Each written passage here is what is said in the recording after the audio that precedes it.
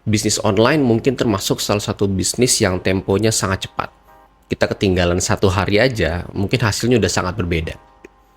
Internet ini merupakan media yang sangat demokratis, jadi semua orang mungkin bisa membuat apa yang dilakukan oleh orang lain, bahkan mungkin dengan lebih baik.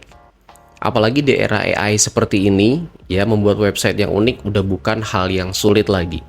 Bahkan tidak hanya prosesnya yang mudah, melainkan juga harganya yang mungkin lebih murah, gitu ya.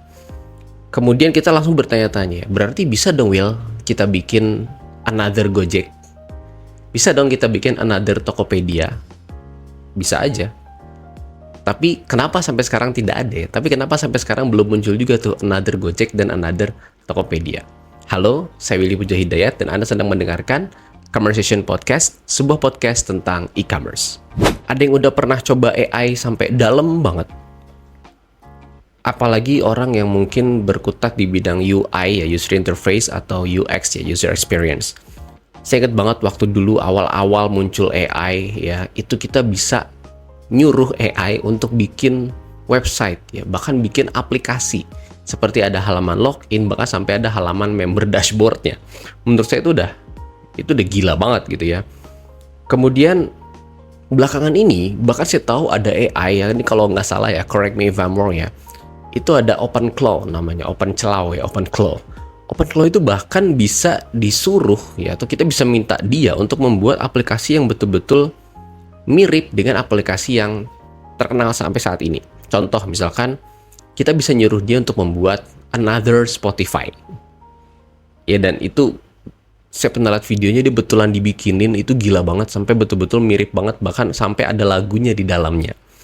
Jadi sudah sangat duplikatif ya, sangat betul-betul mirip, udah nggak ada lagi eksklusivitas di sini. Dan duplikasi semakin mudah, nggak perlu lagi menguasai bahasa pemrograman ya, semuanya tinggal nyuruh-nyuruh AI aja, udah kayak Santo suruh ya, nyuruh-nyuruh aja pokoknya kerjaannya. Kemudian kita mungkin muncul pertanyaan ya, kalau aplikasi yang rumit aja bisa diduplikasi, apalagi sekedar website e-commerce gitu.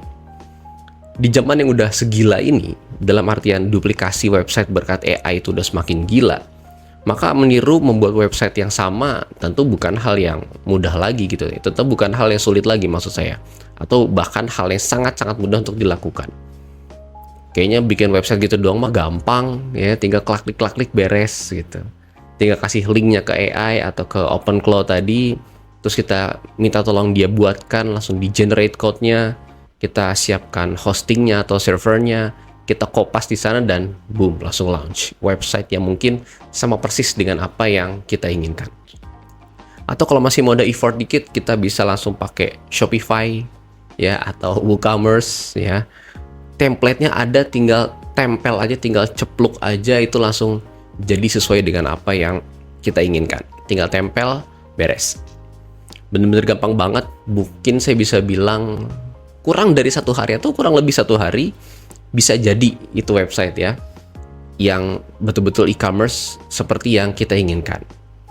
Contohnya misalkan saya mau membuat website seperti Sociola ya, yang fokus di jualan kosmetik gitu, jual skincare. Atau saya mau buat website yang B2B seperti Ralali misalnya. Itu gampang, tinggal klik-klik beres ya. Kalau tadi teman-teman pakai template, tinggal diceplukin template-nya, tinggal ditempel di situ, beres gitu. Terus kalau semua bisa diduplikasi, semua orang bisa buat website ya, semua orang bisa nyuruh AI untuk membuat website yang serupa dengan website yang kita inginkan. Terus apa lagi gitu? Kekhususannya di mana gitu ya? Dan gini ya, kita bicara mulai ke operational business. Jadi sebetulnya inti dari berbisnis online itu, dalam hal ini toko online ya, itu bukan seberapa mudah kita membuat website, melainkan tentang bagaimana sistem di dalamnya itu berjalan. Kita bisa dengan mudah menduplikasi website ya, misalnya kayak contoh tadi ada Sociola, kemudian ini saya bikin contohnya ada Jack Mall gitu yang jualan barang-barang elektronik. Itu gampang banget, tinggal klik itu beres gitu ya. Cuma ada layer lain, ada lapisan lain yang mungkin tidak tersentuh oleh banyak orang di luar sana, yang mungkin nggak kelihatan ya sama orang-orang yang mungkin belum pernah terjun di bisnis ini sebelumnya. Dalam berbisnis kita punya sistem ya, atau prosedur operasional. atau alur dalam berbisnis. Tentang contohnya dalam e-commerce ya, tentang bagaimana menghandle chat customer, bagaimana menjawab chat yang produknya ternyata habis, itu kan teknis banget ya. Kemudian bagaimana cara menangani pesanan yang masuk, bagaimana melakukan pengepakan atau packingan yang baik, bagaimana memastikan kesesuaian pesanan barang dengan yang dipesan, dan seterusnya. Itu banyak sekali hal atau layer-layer yang mungkin tidak bisa terlihat oleh orang di luar sana yang mungkin belum pernah terjun dalam bisnis seperti ini. Ada banyak layer yang mungkin tidak bisa diduplikasi oleh bisnis lain. Mereka bisa menduplikasi website kita, tapi mereka belum tentu, bukan nggak bisa ya, belum tentu bisa menduplikasi apa yang kita lakukan, yaitu sistem dalamnya. Jadi berbisnis, apalagi berbisnis online, ya seperti e-commerce ini, tidak hanya membuat website saja. Gitu. Jadi buat bisnis e-commerce ini nggak hanya buat website aja. Oke. Sebagaimana bisnis pada umumnya, berbisnis toko online itu ya tetap mengenal yang namanya positioning. Positioning, ya. Positioning itu adalah tentang bagaimana bisnis kita itu mau diingat oleh pelanggan kita. Bahasa marketingnya itu value apa sih yang mau kita highlight dari bisnis kita supaya diingat oleh customer di luar sana. Kalau sekedar duplikasi website, gampang, ya semua orang bisa. Apalagi bikin website yang rame gitu, datengin traffic, gampang. Asal ada duit, beres gitu ya. Tinggal quote-quotean iklan aja, oke? Masalahnya ada di value apa sih yang mau kita highlight dari toko online kita ini? Saya ulangi ya, value apa sih yang mau kita highlight dari toko online kita ini? Gampangnya gini deh, biar kebayang. Pakai contoh yang levelnya sudah besar sekali. Orang-orang mungkin kalau beli barang yang perintilan, yang murah-murah itu di mana kira-kira? Kalau teman-teman bisa jawab. Mungkin nggak di blibli.com? Hampir nggak mungkin. Ya, selain barangnya juga nggak ada. Nggak mungkin.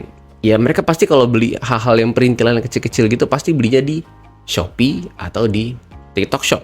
Mungkin ya. Terus kalau ke Blibli beli apa? Beli iPhone contohnya. Karena dia ada authorized dealer untuk iPhone.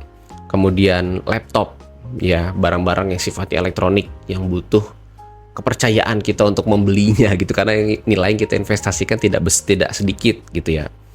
Jadi itu positioning. Ya, positioning. Blibli sama Shopee sama Tokopedia atau TikTok Shop ya atau marketplace yang lain itu mirip-mirip semuanya. Jadi kita lihat mirip-mirip sama aja lah. Ternyata berbeda.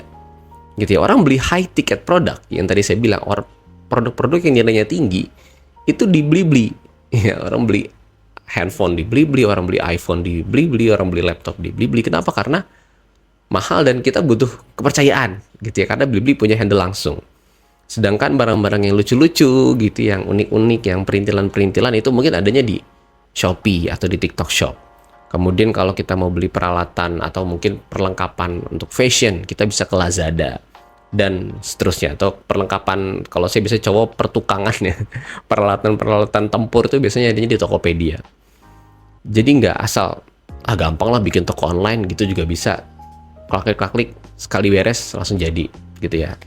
Tapi apakah bisa kita membuat market ya, kita bisa nggak memposisikan toko online kita di market sesuai dengan positioning yang kita inginkan? Kan itu PR-nya ya, bukan sekedar asal bikin website jadi bisnis e-commerce. Tidak seperti itu. Oh, ini saya udah pernah pengalaman proses bisnis, oke, bukan seperti itu, tapi tentang positioningnya. Jadi tadi ada layernya itu, ada selain operational, ada juga positioning. Jadi mau ditempatkan di mana nih bisnis kita atau toko online kita di ingatan para customer terkait produk kita atau terkait toko online yang kita jalankan. Tahapannya. Jadi kalau teman-teman berpikir, bikin toko online gampang kayaknya, dia aja bisa juga deh gitu ya. Tinggal di ini-iniin aja gitu. Tinggal di ini-iniin aja kayak khas pejabat ya. Ya nggak gitu ya. Jadi ada proses di dalamnya juga, atau saya bisa bilang ada layer yang tadi saya sampaikan ya, yang juga perlu disiapkan di belakangnya. Seperti tadi, cara handling chat customer seperti apa, cara menghandle pesanan seperti apa, dan seterusnya.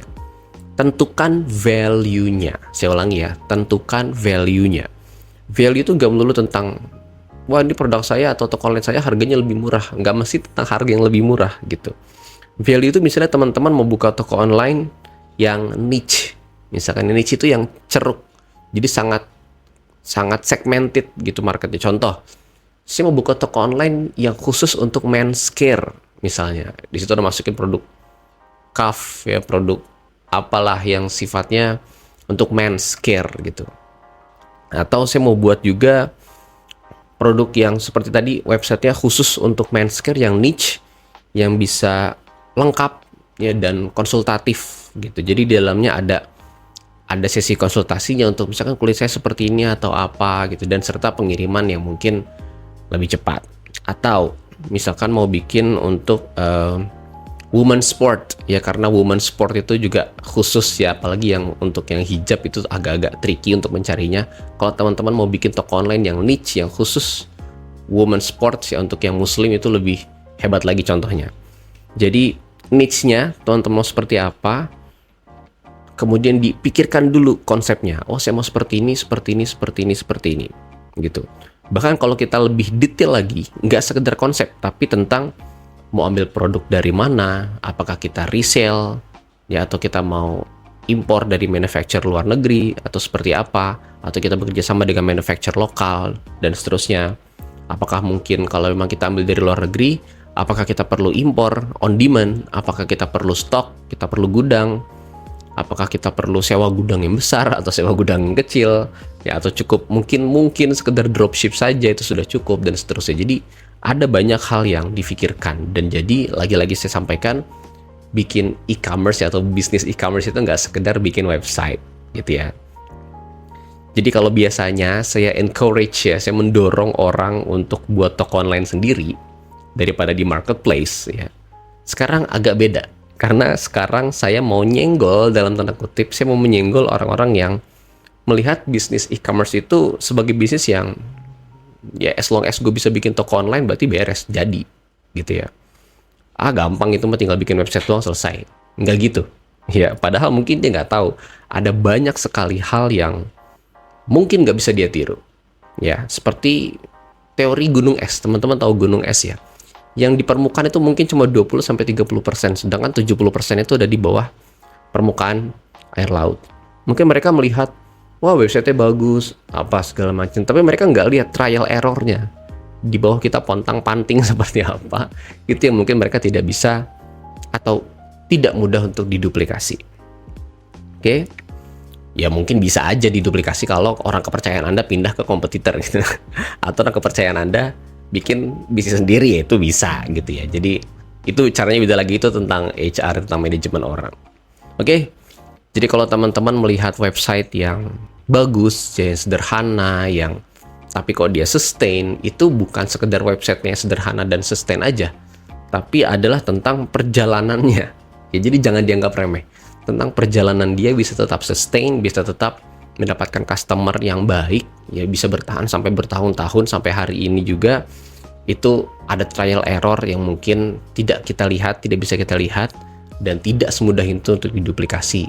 Teman-teman mungkin bisa membuat website e-commerce dengan mudah, kita minta tolong AI, tapi operasionalnya mungkin tidak bisa kita duplikasi, atau positioningnya tidak bisa kita duplikasi dengan mudah. Oke, itu aja episode kali ini. Jangan lupa bagikan episode kali ini sekiranya menurut teman-teman bermanfaat, dan sampai jumpa di episode selanjutnya. Terima kasih. Wassalamualaikum warahmatullahi wabarakatuh.